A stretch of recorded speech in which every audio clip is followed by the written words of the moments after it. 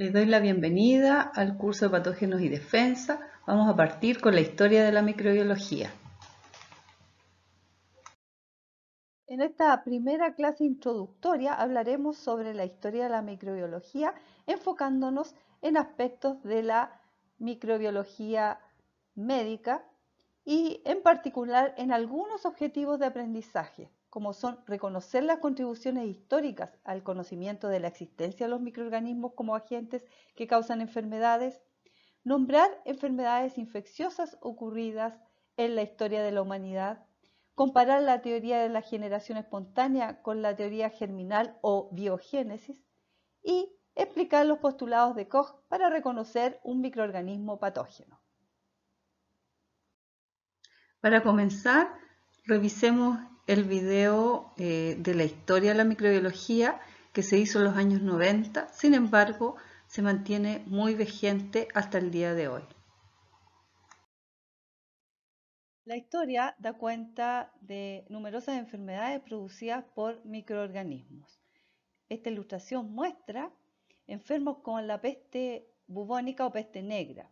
Las típicas lesiones o bubones en el cuerpo de los enfermos, esto se debe a que la bacteria Yersinia pestis, que es la que causa la enfermedad, una vez que llega al torrente sanguíneo, infecta los ganglios linfáticos, genera necrosis de los ganglios linfáticos. Este daño genera finalmente un daño a los órganos del cuerpo, llevando a la muerte de los enfermos. Esta enfermedad, que fue una pandemia en Europa del siglo XIV, llegó a matar a entre un tercio y hasta el 60% de la población europea de la época. Todo esto facilitado por malas condiciones de higiene, tampoco habían un sistema de salud, de conocimiento de las enfermedades producidas por microorganismos que no se ven, ¿no es cierto? Y la mala nutrición, las guerras, en ese momento, ¿no es cierto? Había una guerra contra los mongoles y precisamente el microorganismo fue transmitido por la pulga de la rata de campo desde China o de la India. Esta enfermedad se diseminó por las pulgas, ¿no es cierto?, que estaban en las ropas, que se mantenían en los cuerpos de las personas y también por ratas que llegaban en barcos hacia Europa. En esa época se pensaba que la enfermedad más bien era producida y debida a un castigo de Dios contra la humanidad, por lo que aquí podemos ver un sacerdote realizando un culto para entonces ya sea mejorar o evitar la enfermedad. Y posteriormente, en el Renacimiento, Girolamo Fracastoro, un médico italiano, médico papal, sustenta la doctrina del contagium vivum. Él plantea la existencia de diminutas semillas con enfermedad. Esto lo hace en 3 obras en que trata la enfermedad, la sífilis, una enfermedad de transmisión sexual muy común en aquella época. Entonces, él plantea que las enfermedades contagiosas se transmiten por el contacto con las personas enfermas a través de fomites o objetos que utilizan las personas enfermas o a través de la distancia.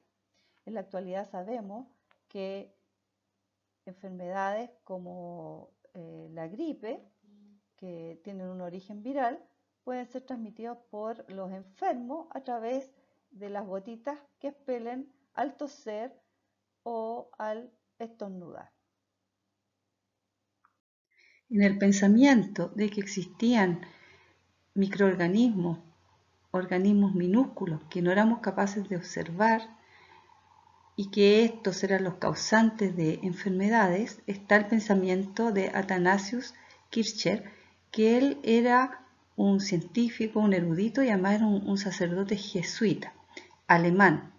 Entonces, él postulaba que justamente eran estos pequeños organismos los que habían causado la peste negra, y él proponía que se podía evitar la transmisión con el uso de mascarillas, con el aislamiento de los enfermos, y aquellas personas que fallecían por la enfermedad, incinerarlas para eliminar estos organismos tan pequeños que no podíamos observar. Y tuvieron que pasar muchos años, más de un siglo, para que estas teorías pudieran ser probadas.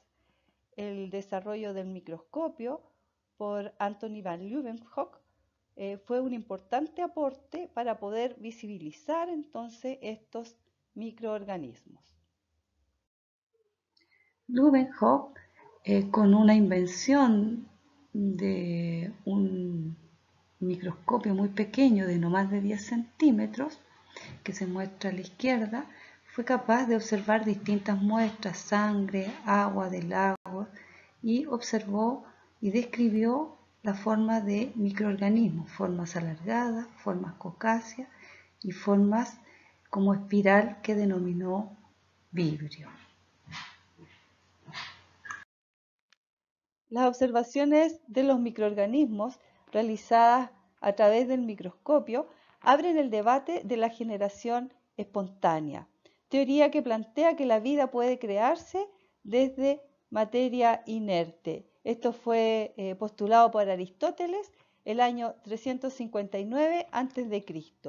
Y antes de Anthony van Leeuwenhoek estaba muy arraigada la idea entonces que a partir de materia en descomposición, de alimentos en descomposición, podían nacer gusanos, y en sitios húmedos podían espontáneamente nacer sapos, serpientes y ratones.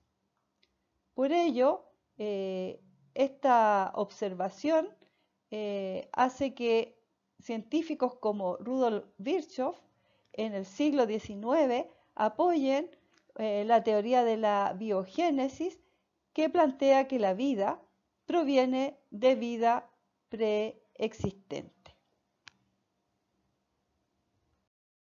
Previo a la observación de los microorganismos realizada por Anthony van Leeuwenhoek, ya había defensores de la teoría de la biogénesis. Uno de ellos, Francesco Redi, un médico naturalista alemán que realizó experimentos para refutar la teoría de la generación espontánea. La pregunta que él se hacía era de dónde provienen los gusanos o larvas que se observan en la carne de animales muertos. El experimento que él realizó consistía en dos frascos de vidrio iguales. En ellos puso trozos de carne equivalente, sin embargo uno de ellos queda abierto al medio ambiente y el otro es sellado con una tela. Días posteriores se podía observar que en el trozo de carne habían larvas y también moscas dentro del frasco. Sin embargo, el frasco que estaba sellado, la carne permanecía inalterada, con ausencia de larvas. Eso sí, se observaban moscas en el exterior. Esto demuestra entonces que la presencia de larvas o gusanos se debe a vida preexistente, en este caso la presencia de las moscas. Sin embargo, los defensores de la teoría de la generación espontánea plantean que esto en realidad se debe a que al estar sellado el frasco hay ausencia de aire, y eso hace que no puedan entonces producirse larvas en el trozo de carne que se encuentra al interior del frasco. 200 años después, ya también apoyado por algunos instrumentos, como les mencionaba el microscopio, Louis Pasteur logra imponer la idea de vida preexistente y la presencia de microorganismos. Pasteur realiza un experimento lo primero que él hace es, utilizando un matraz, agrega un caldo en el cual pueden crecer microorganismos. Posteriormente, la boca de este matraz la flamea y genera una entrada mucho más angosta con curvatura, que le denomina cuello de cisne. Posteriormente a eso, hierve el caldo hasta esterilizarlo, o sea, hasta matar todo microorganismo por las altas temperaturas. Y posteriormente, como se muestra en B, este matraz permanece sin movimiento, pero en la curvatura queda siempre restos de polvo y de microorganismos. Este matraz en el tiempo permanece sin moverse y el líquido que está dentro permanece transparente. Sin embargo, otro matraz es movido de tal forma que las partículas de polvo y supuestamente las bacterias tomen contacto con el caldo que está contenido. Y en un tiempo más bien corto, este líquido se enturbia. Con la presencia del microscopio se pueden observar formas de bacterias y levaduras. Acá les muestro una réplica del matraz con cuello de cisne que creó Pasteur. Este matraz actualmente se encuentra en el Museo del Instituto Pasteur en París y aún conserva el caldo estéril, pues está transparente, contenido en este matraz. Generalmente en el laboratorio podemos observar el crecimiento bacteriano o crecimiento de otros microorganismos como levadura en los caldos debido a que estos al multiplicarse generan enturbiamiento de estos caldos. En las contribuciones de Louis Pasteur está el desarrollo del proceso de pasteurización. Este proceso elimina microorganismos y permite entonces mantener el vino y la leche en un buen estado y que ésta no se deteriore. También su postulado de la teoría del germen de la enfermedad, en donde él plantea que son los microorganismos responsables de las enfermedades infecciosas. Otras contribuciones como son la fermentación por levaduras para producir alcohol, vinagre, cerveza, por ejemplo, y el desarrollo de vacunas. La más conocida es la vacuna antirrábica. Contribuciones de Robert Koch, algunas importantes, desarrolló técnicas de cultivos puros. Estas son muy importantes al momento de estudiar las bacterias y las características de cada especie bacteriana. Probó la teoría microbiológica de las enfermedades, por ejemplo, demostrar que la bacteria Bacillus anthracis es el agente etiológico, el causante de la enfermedad de carbunco. Y también, por ejemplo, que el bacilo de la tuberculosis es el que causaba la tuberculosis. También el estudio del cólera, fiebre tifoidea, gonorrea, neumonía. La importancia que tuvo para todos estos hallazgos el poder cultivar a los microorganismos en un medio sólido como son las placas de agar, ya que el cultivar a los microorganismos permite aislarlos de microorganismos diferentes, identificarlos, reconocer sus características. Todo esto se debió gracias a la contribución de la señora Fanny Hess.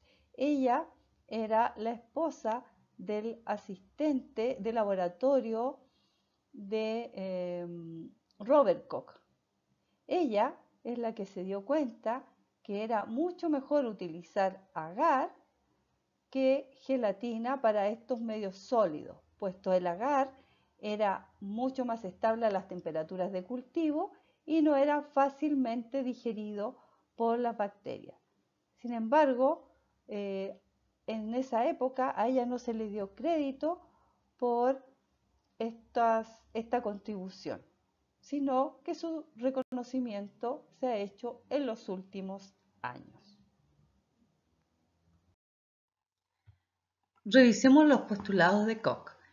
Koch demostró que Bacillus anthracis era el agente bacteriano causante del carbunco en animales. Bueno, el primer postulado dice que los microorganismos van a estar presentes en los animales que están enfermos y no van a estar presentes en los animales sanos. Segundo, desde los animales enfermos se va a aislar, se va a obtener estos microorganismos, cultivándolos en un cultivo axénico, en un cultivo puro, fuera del cuerpo del animal. Esto lo hacen con medios de cultivo especiales.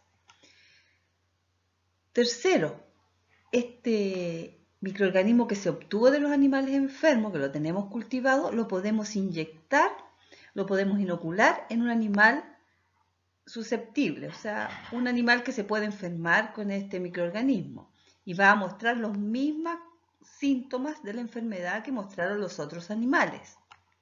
O sea, estamos replicando la enfermedad.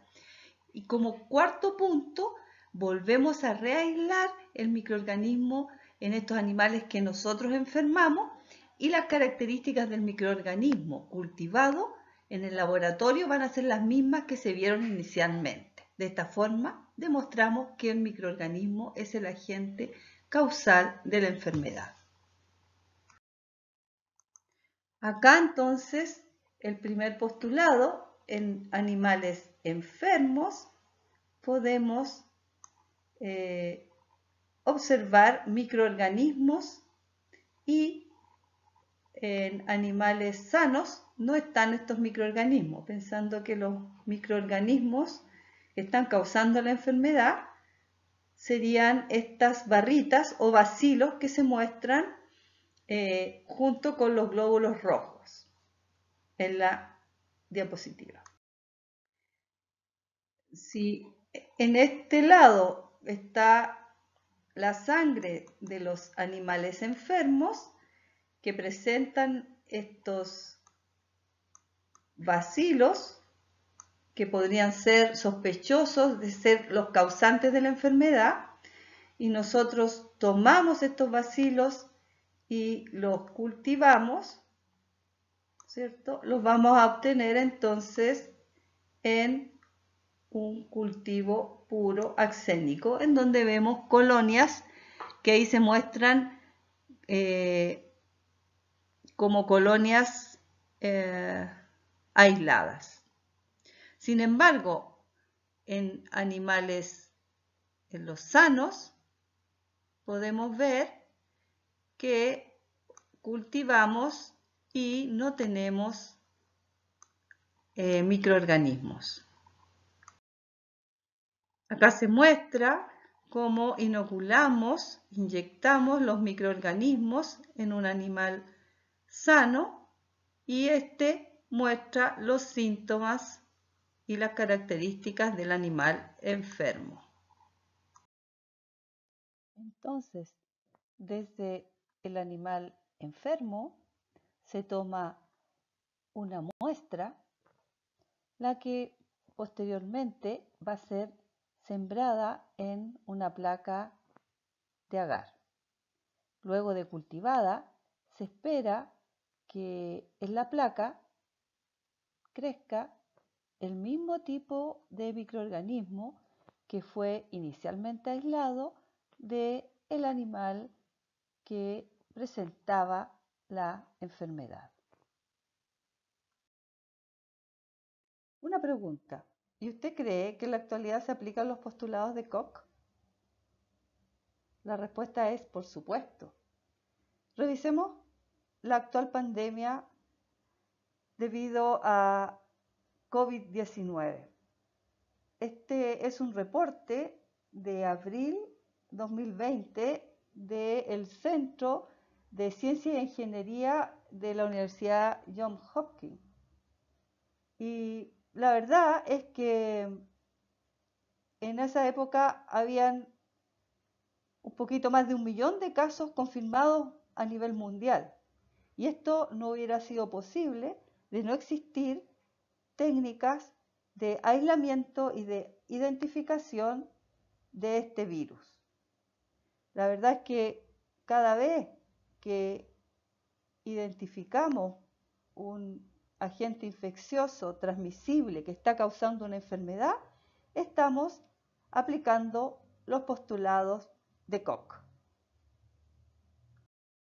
En la actualidad, en individuos con síntomas de COVID-19 o en individuos sospechosos, es posible la detección del SARS-CoV-2, ya sea a través de secuencias específicas del genoma viral o proteínas propias de él que se pueden detectar en células de la nasofaringe infectadas por el virus. También actualmente se han reconocido una serie de variantes de este virus que implican cambios genéticos y estructurales en él. La variante alfa, delta, gamma y en la actualidad la variante más nueva reconocida es la Delta Cron, que estaría por ahora confinada a Francia y Dinamarca.